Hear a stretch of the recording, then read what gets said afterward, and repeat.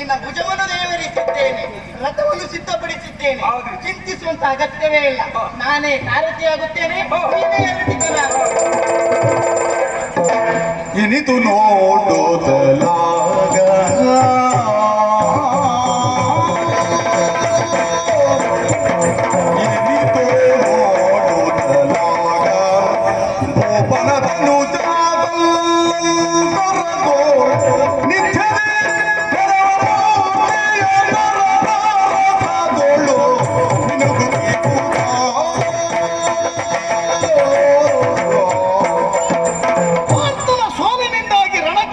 ಮಬ್ಬು ಕವಿದಂತಿತ್ತು.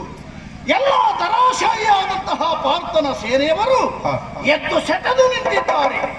ರಣಕ್ಷೇತ್ರದ ಕಳೆ ಮುನ್ಮಡಿಸುತ್ತಾ ಇದೆ.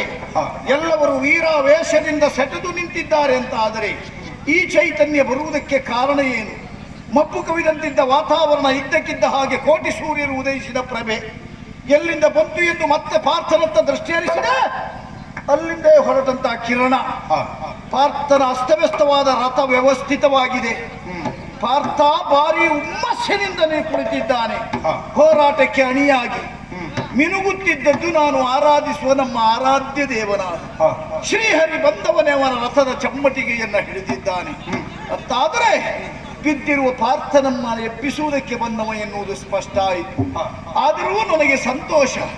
ಈ ಹಿಂದೆ ಇಷ್ಟು ಆದದ್ದು ಇಲ್ಲ, ಮುಂದಾಗುತ್ತದೆ ಎನ್ನುವ ಭರವಸೆಯೂ ನನಗಿಲ್ಲ. ಕಂಡು ಪುಳಕೋತ್ಸವದ ಹರುಷದಿ. ಯಾಕೆ ಈ ರೀತಿಯ ಹರುಷ? ನಾನು ಬರುವಾಗಲೇ ಎಲ್ಲವರಿಗೆ ಮಾತು ಕೊಟ್ಟಿದ್ದೇನಲ್ಲ, ಸುದನ್ನು ಇದುವರೆಗೆ ಶ್ರಮಪಟ್ಟು ಪ್ರಯತ್ನಿಸಿದ್ದಕ್ಕೆ ನಮ್ಮವರಲ್ಲಿ ಕೊಟ್ಟ ಮಾತು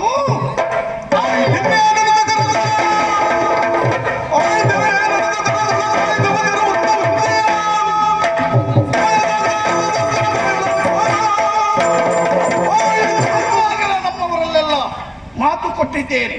ಶ್ರೀಹರಿಯ ಪಾದಸ್ಪರ್ಶ ನಮ್ಮ ಚಂಪಕಾನಗರಕ್ಕೆ ಮಾಡಿಸುತ್ತೇನೆ.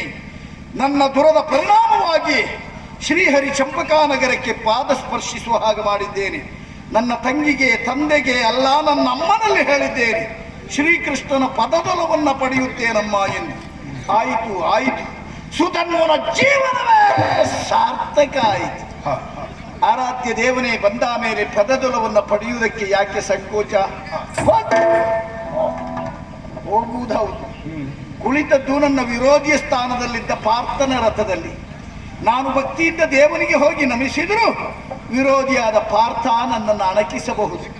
ಹಾಗಾಗಿ ಭಾವನೆಯಿಂದ ಪಾರ್ಥನನ್ನ ಎದುರಿಸುತ್ತಾ ಆಂತರಿಕವಾಗಿ ದೇವನನ್ನ ಸ್ಮರಿಸುತ್ತಾ ಹೋಗಿ ವಂದಿಸ್ತೇನೆ.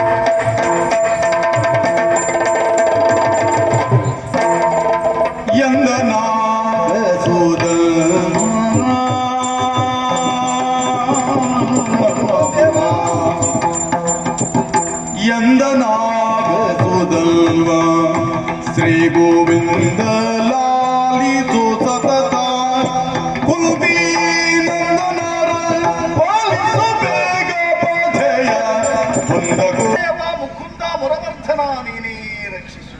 ದೇವಾ, ನಿನ್ನ ಪವಿತ್ರವಾದ ಪಾದವನ್ನು ಮುಟ್ಟಿ ನಮಿಸುವಂತಹ ಯೋಗ ಈ ಸುಧನ್ವನ ಜೀವನದಲ್ಲಿ ಇಂದು ಬಂದಿದೆ. ಅತೀವ ಸಂತೋಷ ನನಗಾಗುತ್ತಾ ಇದೆ. ಹಾಗಂತ ಸುಧನ್ವನಿಗೆ ನೀನು ದರ್ಶನವನ್ನು ಕೊಡಬೇಕು ಅಂತ ಬಂದವ ಅಲ್ಲ ಎನ್ನುವ ಸತ್ಯವು ನನಗೆ ಗೊತ್ತು. ಮಮ ಪ್ರಾಣಾಹಿ ಪಾಂಡವ, ಪಾಂಡವರು ಬಿದ್ದಲ್ಲಿ ಅವರನ್ನ ಎಬ್ಬಿಸುವುದಕ್ಕೆ ಸದಾ ಪ್ರಯತ್ನಿಸುವವನೇನು. ಆದರೂ ನಮ್ಮ ಚಂಪಕಾನಗರಕ್ಕೆ ನನ್ನ ಶಕ್ತಿ ಪ್ರದರ್ಶನದಿಂದ ನಿನ್ನ ಪಾದಸ್ಪರ್ಶ ಆಗುವ ಹಾಗೆ ಮಾಡಿದ್ದೇನೆ. ನಾವು ಭಾಗ್ಯವಂತರು ಎನ್ನುವುದಕ್ಕೆ ಯಾವ ಸಂದೇಹ ಇಲ್ಲ. ಆದರೆ ಸತತ ಕುಂತೀರಂದರನ್ನ ಪಾಲಿಸುತ್ತೇನೆನ್ನುವ ಮಾತುಂಟಲ್ಲ ನಿನ್ನಲ್ಲಿ, ಅದು ಹಾಳಾಗಬಾರದು. ನರನಾರಾಯಣರು ಒಟ್ಟಾಗಿ ಹೋರಾಟ ಮಾಡುವಾಗ ಪಾರ್ಥ ಪ್ರತಿಜ್ಞಾಬದ್ಧನಾಗಿ ಹೋರಾಡ್ತಾನೆ ಎನ್ನುವ ವಿಷಯ ಕೇಳಿದ್ದೇನೆ. ಈ ಸುಧನ್ವನ ವಧೆಗಾಗಿ ಪಾರ್ಥನ ಪ್ರತಿಜ್ಞೆ ಏನಾದ್ರೂ ಇದ್ರೆ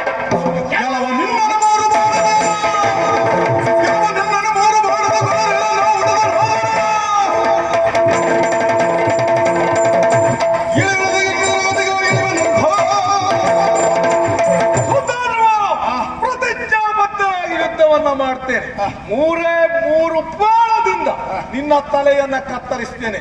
ಇಲ್ಲವಾದ್ರೆ ಪ್ರಪಂಚದಲ್ಲಿ ಕೆಲವು ಶರಣತಿ ನನ್ನ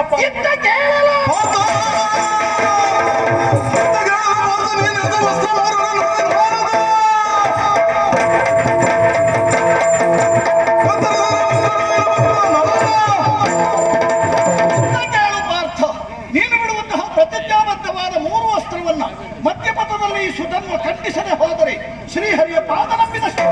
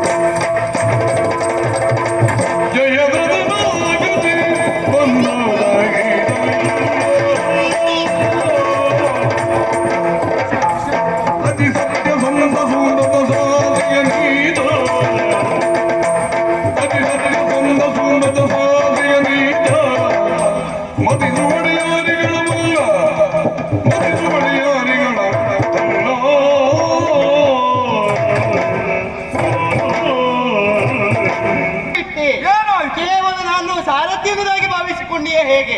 ನಿನ್ನ ಸಮಯದಲ್ಲೇ ಕುಳಿತಿರುವಂತಹ ಸಂದರ್ಭ ಒಂದು ಪ್ರಶ್ನೆಯಾದರೂ ಕೂಡ ನನ್ನಲ್ಲಿ ಕೇಳಿ ಪ್ರತಿಜ್ಞೆಯನ್ನು ಮಾಡಬೇಕಾಗಿತ್ತು. ನೀನಿದ್ದೆ ಅನ್ನುವಂತ ಧೈರ್ಯದಿಂದಲೇ ಪ್ರತಿಜ್ಞಾಬದ್ಧನಾಗಿದ್ದೆ. ಅದೇ ನನಗೆ ಕಷ್ಟವಾಗಿ ಹೋಯಿತು. ಯಾಕೆ ಕಷ್ಟ? ಕಾರಣ ಮತ್ತೇನಲ್ಲ, ಅತ್ಯಂತ ನಿಸ್ವಾರ್ಥಿ ಭಾವದಿಂದ ಇದ್ದವನು ಎಲ್ಲ ಸಂದರ್ಭದಲ್ಲಿ ಕೂಡ ಭಕ್ತಿಯಿಂದ ಧ್ಯೇಯದಿಂದ ನನ್ನನ್ನು ಆರಾಧಿಸ್ತಾ ಇದ್ದವನು ಆತನಿದ್ದಾನೆ.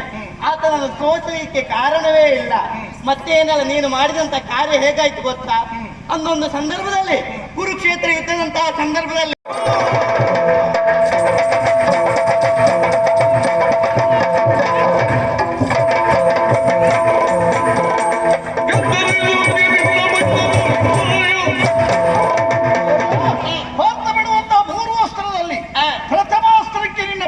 ಅರ್ಪಿಸಿದೆಯಲ್ಲ, ಪುಣ್ಯಪೂರಿತವಾದ ಈ ಪ್ರಥಮಾಸ್ತ್ರವನ್ನು ಮಧ್ಯಪಥದಲ್ಲಿ ಖಂಡಿಸದೆ ಹೋದರೆ ನಿನ್ನ ಭಕ್ತನಾಗಲ್ಲ.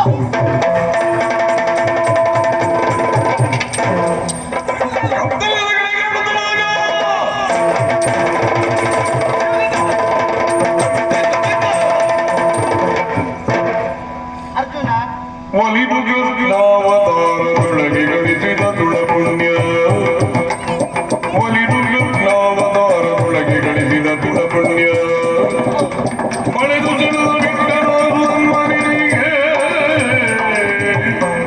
ಅರ್ಜುನ, ಒಂದು ಅಸ್ತ್ರ ಎನ್ನುವುದು ಗತಿಸಿ ಹೋಯಿತು. ಇನ್ನೊಂದು ಅಸ್ತ್ರವನ್ನು ತೆಗಲಿಕ್ಕೆ ಮುಂದಾಗ್ತಾ ಇದ್ದೆ. ಹಾಗಾಗಿ ಇದಕ್ಕೂ ಕೂಡ ಪುಣ್ಯ ಬೇಕೆನ್ನುವುದಾಗಿ ಹೇಳ್ತಾ ಇದ್ದೇನೆ. ಇದಕ್ಕೂ ಪುಣ್ಯ? ಹೌದಪ್ಪ. ಯಾವ ಪುಣ್ಯ? ಕೃಷ್ಣಾವತಾರದಲ್ಲಿ ಗತಿಸಿ ಹೋದದ್ದು ಒಂದು ಘಟನೆ ಮಾತ್ರ. ಕೃಷ್ಣಾವತಾರದಲ್ಲಿ ಅದೆಷ್ಟೋ ಪುಣ್ಯವನ್ನು ಗಳಿಸಿದವನು ನಾನಿದ್ದೇನೆ. ರಕ್ಕಸರನ್ನು ಕೊಂದು ಅದೆಷ್ಟೋ ಪುಣ್ಯವನ್ನು ಸಂಪಾದನೆ ಮಾಡಿದ್ದೇನೆ. ಭೂಪಾಲ ಹರಣವನ್ನ ಮಾಡಿದವರು ನೀವು ಅಲ್ವಾ? ಕೃಷ್ಣಾವತಾರದ ಅತುಲ ಪುಣ್ಯವನ್ನ ಈಶ್ವರಕ್ಕೆ ದಾರಿ ಎರೆದಿದ್ದೇನೆ. ಈಗ ಪ್ರಾಯೋಗಿಸುತ್ತೇನೆ.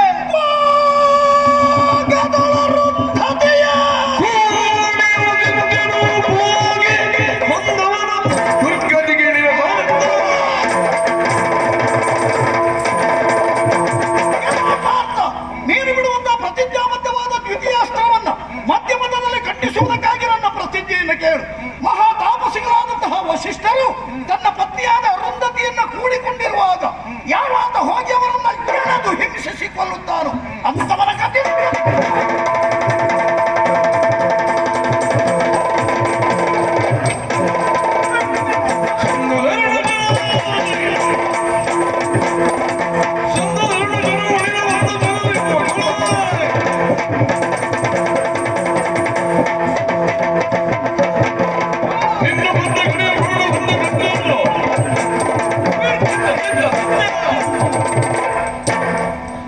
ಎರಡು ಅಸ್ತ್ರ ಗತಿಸಿ ಹೋಯಿತು.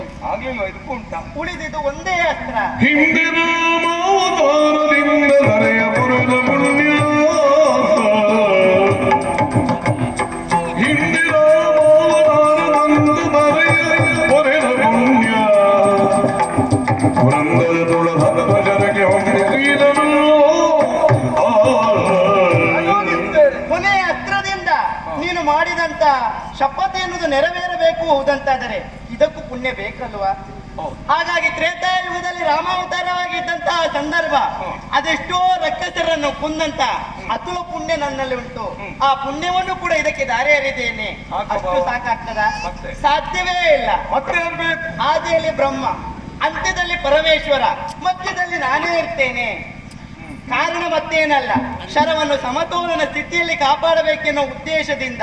ಹಾಗಾಗಿ ಆ ಶರವನ್ನು ಎತ್ತಬೇಕು ಅಂತಾದರೆ ಭೂಭಾರ ಆಗ್ತಾ ಉಂಟಲ್ವೇ, ಹಾಗಾಗಿ ಹೇಳ್ತಾ ಇದ್ದೇನೆ. ನನ್ನ ಅರ್ಧ ಶಕ್ತಿಯನ್ನು ದಾರಿ ಎರೆದಿದ್ದೇನೆ, ಈಗ ಪ್ರಯೋಗ ಮಾಡಿ.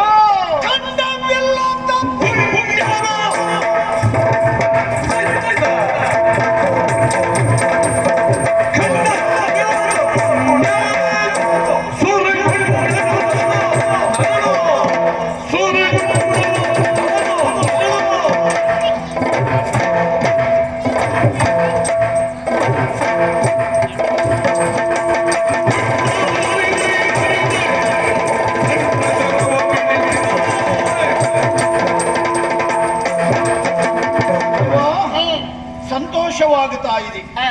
ಸುಧನ್ವನ ಒದಗಿನ್ನು ಹೆಚ್ಚಿಗೆ ಸಮಯ ಇಲ್ಲ. ಪಾರ್ಥ ಬಿಡುವ ಪ್ರತಿಜ್ಞಾಬದ್ಧವಾದ ಮೂರನೇ ಅಸ್ತ್ರದಲ್ಲಿ ಸುಧನ್ವನ ವಧೆ ಆಗಬೇಕು, ಆಗುತ್ತದೆ. ಆದರೆ ಆರಾಧ್ಯ ದೇವನ ಸಾನ್ನಿಧ್ಯದಲ್ಲಿ ಸಾಯುವ ಯಾವ ಭಕ್ತನೇ ಆದರೂ ಮನಸ್ಸಿನಲ್ಲಿ ಯಾವ ಶಂಕೆಯನ್ನಿಟ್ಟುಕೊಂಡು ಹೋಗಬಾರದು. ಆದ್ದರಿಂದಲೇ ನಿನ್ನಲ್ಲಿ ನನ್ನ ಶಂಕಾ ಪರಿಹಾರಕ್ಕಾಗಿ ಕೇಳುತ್ತಿರುವ ಸತ್ಯ ಏನು? ಪಾರ್ಥ ಬಿಡುವಂತಹ ಪ್ರತಿಜ್ಞಾಬದ್ಧವಾದ ಮೂರೂ ಅಸ್ತ್ರಕ್ಕೆ ನಿನ್ನ ಕೃಷ್ಣಾವತಾರದ ರಾಮಾವತಾರದ ಅತುಳ ಪುಣ್ಯವನ್ನ ಸಮರ್ಪಿಸಿದ್ಯಾ. ಆದರೆ ನಾವಿಬ್ಬರು ಮಾಡಿದಂತಹ ಪ್ರತಿಜ್ಞೆಯಂತೆ ಬಿಟ್ಟಿರುವ 2 ಅಸ್ತ್ರವನ್ನ ನಾನು ಖಂಡಿಸಿದ್ದೇನೆ. ಪುಣ್ಯಪೂರಿತವಾದ ಶರವನ್ನ ಪ್ರಯೋಗಿಸಿದವ ಪಾರ್ಥ, ಅದನ್ನ ಖಂಡಿಸಿದವ ಸುಧನ್ವ. ಶರ ಖಂಡನೆ ಆಯಿತು ಬಿಟ್ರೆ ಪುಣ್ಯ ಖಂಡನೆ ಆಗುವುದಕ್ಕೆ ಸಾಧ್ಯ ಇಲ್ಲ. ಯಾರನ್ನಾದ್ರೂ ಒಬ್ಬರನ್ನು ಸೇರಿರಲೇಬೇಕಲ್ಲ. ಅದು ಆ ಪುಣ್ಯ ಯಾರಿಗೆ ಸೇರಿದೆ? ಪ್ರಯೋಗಿಸಿದ ಪಾರ್ಥನಿಗ, ಖಂಡಿಸಿದ ಸುಧನ್ವ. ನಿರ್ಣಯ ಆಗಬೇಕು ಹೌದಂತಾದರೆ ಒಂದು ಅಮ್ಮುಂಟಲ್ವೇ?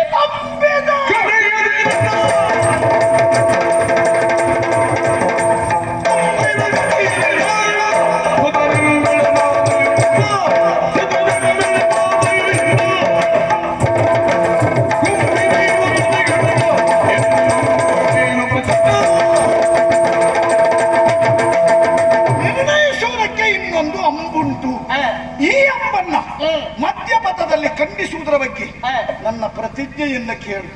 ಪವಿತ್ರ ಮಾತೆಯಾದ ಸುಗರ್ಭಾದೇವಿ ಅವರ ಗರ್ಭದಲ್ಲಿ ಹೊತ್ತ ಮಗ ನಾನಲ್ಲ ಅಂತ ಹೇಳಬೇಕು.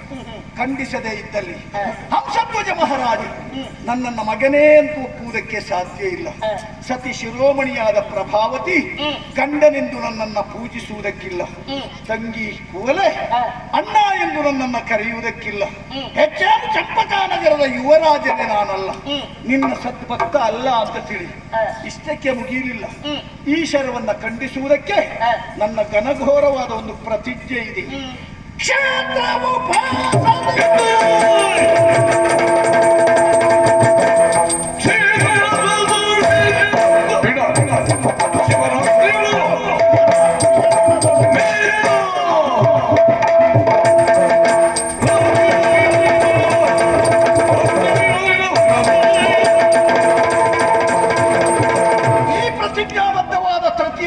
ಖಂಡಿಸುವುದಕ್ಕಾಗಿ ನನ್ನ ಘನಘೋರವಾದ ಪ್ರತಿಜ್ಞೆಯೊಂದನ್ನು ಕೇಳು. ಭೂಲೋಕದಲ್ಲಿಯ ಕೈಲಾಸ ಎಂದು ಪ್ರಸಿದ್ಧಿ ಹೊಂದಿರುವಂತಹ ಮಹಾ ಪುಣ್ಯಕ್ಷೇತ್ರವಾದ ಕಾಶಿ ಕ್ಷೇತ್ರವನ್ನ ಮಹಾಶಿವರಾತ್ರಿಯ ದಿನದಂದು ಶಾಸ್ತ್ರ ವಿಧಾನವನ್ನರಿತ ಶುದ್ಧ ಆಚಾರ್ಯವಂತ ಬ್ರಾಹ್ಮಣ ಸೇರಿ ಶುದ್ಧವಾದ ಗಂಗೆಯಲ್ಲಿ ಸ್ನಾನಾದಿ ಕರ್ಮವನ್ನ ತೀರಿಸಿ ಕಾಶಿ ವಿಶ್ವೇಶ್ವರ ಲಿಂಗವನ್ನ ನಿರ್ಮಿಸಿಕೊಂಡು ಆ ಶಿವಲಿಂಗದ ಮುಂದೆ ಕುಳಿತು